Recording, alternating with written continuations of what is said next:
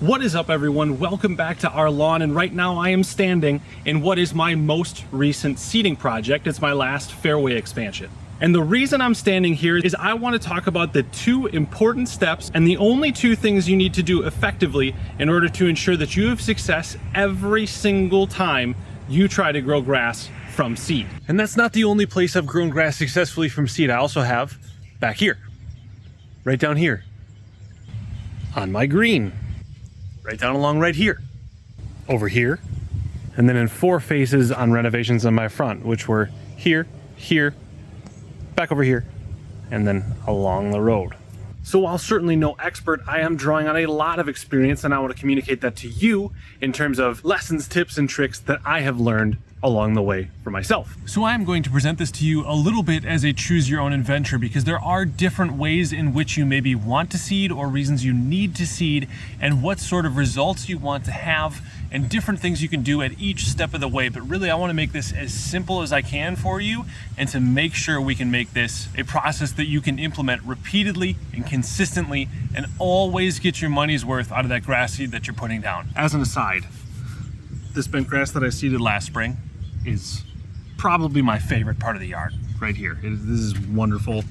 Shout out to bent grass. So first, let's get into a little bit the reasons why you might be wanting to seed. I see there as being 3 main categories. The first is to fix a bare spot. The second is an overseed, which I see a ton of people show a lawn that looks like this and then say that they want to overseed into it, to which I sincerely ask you, why? Like, sure, I understand you can get better cultivars and you can try to do that, but why? Don't bother. And then the last is if you're going to do a renovation, and we are absolutely getting into renovation season, which is why I wanted to put this out there for you right now. And so we've talked about why we're seeding. Now let's get to what you're here for, which is how to go about seeding and making sure that you have success, getting grass to grow in, fill in, and look great. And it is really very simple. There is very little to this process. We just need 2 things. First, we need a good and prepared and loose seed bed. And the second is we need to keep that seed, once it's into that seed bed, wet. That's it. That's all there is to this, is site preparation and watering. Full stop. So let's get into the first thing, which is going to be site prep. And site prep, unlike watering, is going to be different, at least in my opinion, based on which of the seeding type projects you want to do.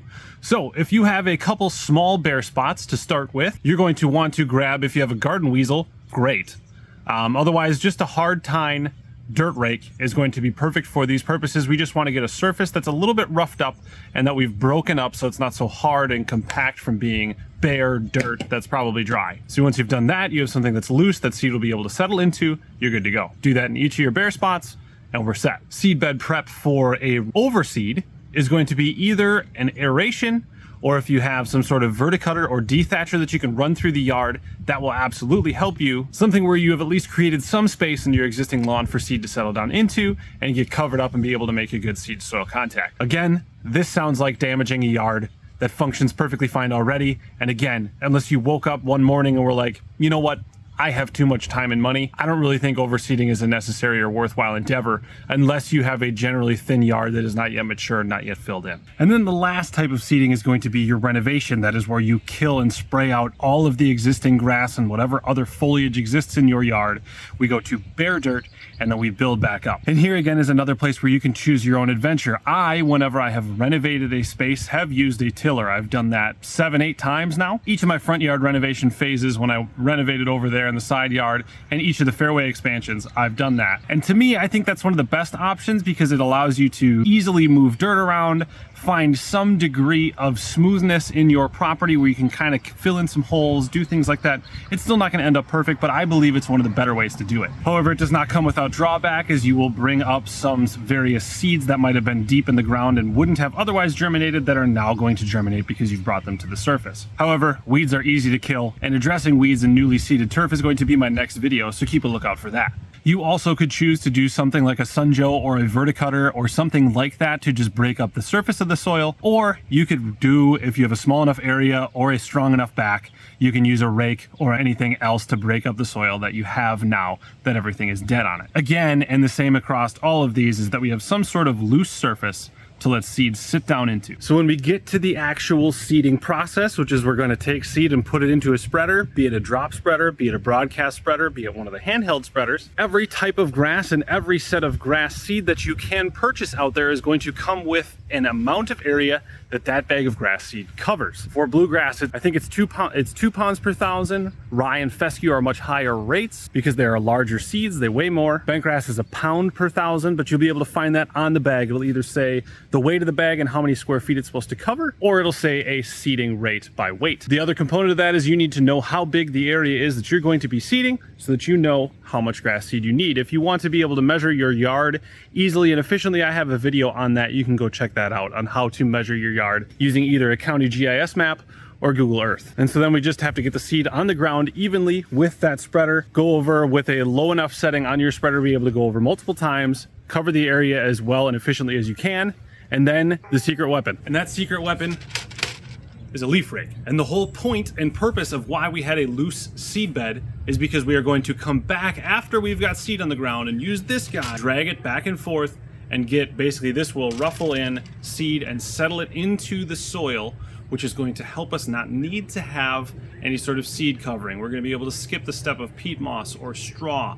We don't need to do any of those things because we had a loose soil surface that we put seed onto, and then we settled it in with that bad boy right there. And the second and most important part of getting grass seed to germinate and grow every time is watering. And for getting seed to germinate, we need to water in a very specific way. And that way is something I can't tell you exactly what it is. I can't say it's twice a day for 20 minutes. I can't say it's twice a day for 40 minutes. I don't know. This is something that you have to do. So in order to be able to make that determination and understand how to know how to water, the goal for watering for seed germination is to water in a way where the soil that the grass is sitting in is always wet, but there is never any puddling. So this is going to require you to do your own work. You're going to have to set up your sprinklers and go out there and watch them and see how long it takes for them to make the ground wet, but before it starts to puddle.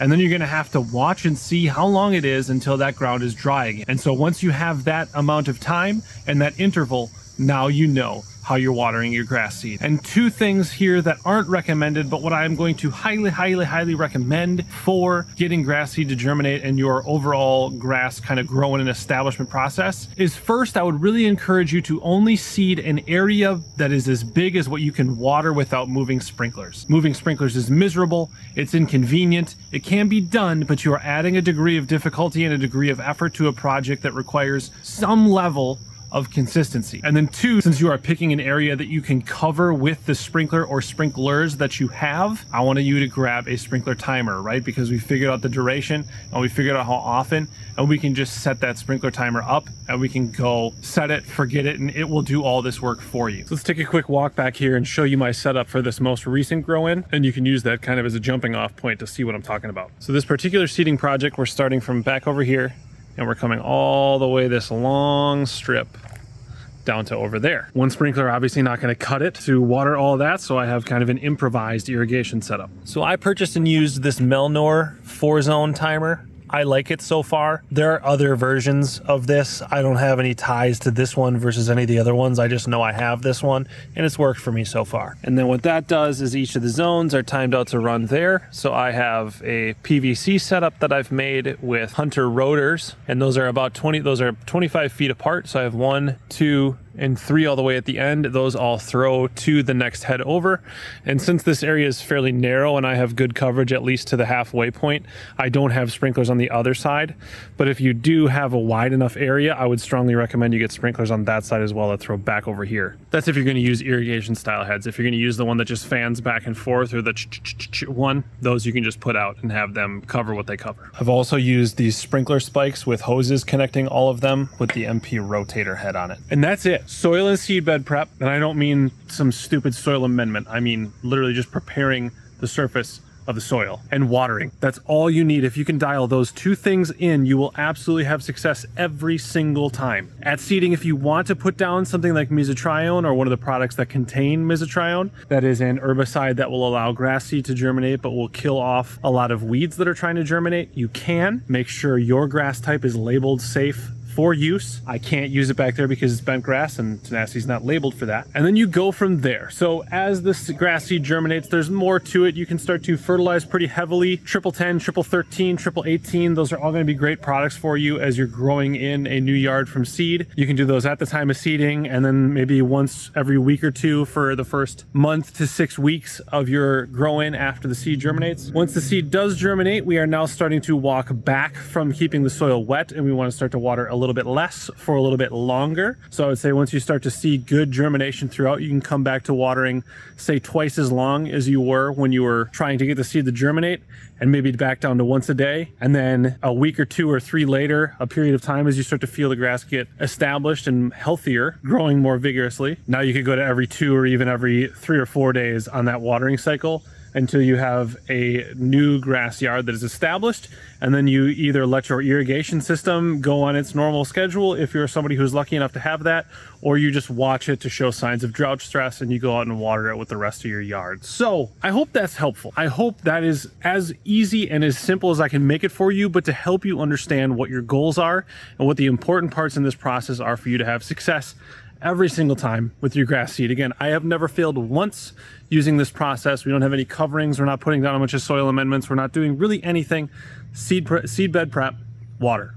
That's it. So leave any comments or questions that you might have below. To subscribe to the channel if you want to follow along to everything we do back here in our lawn. Leave a comment, like the video. As always, thank you so much for watching. We'll see you next time.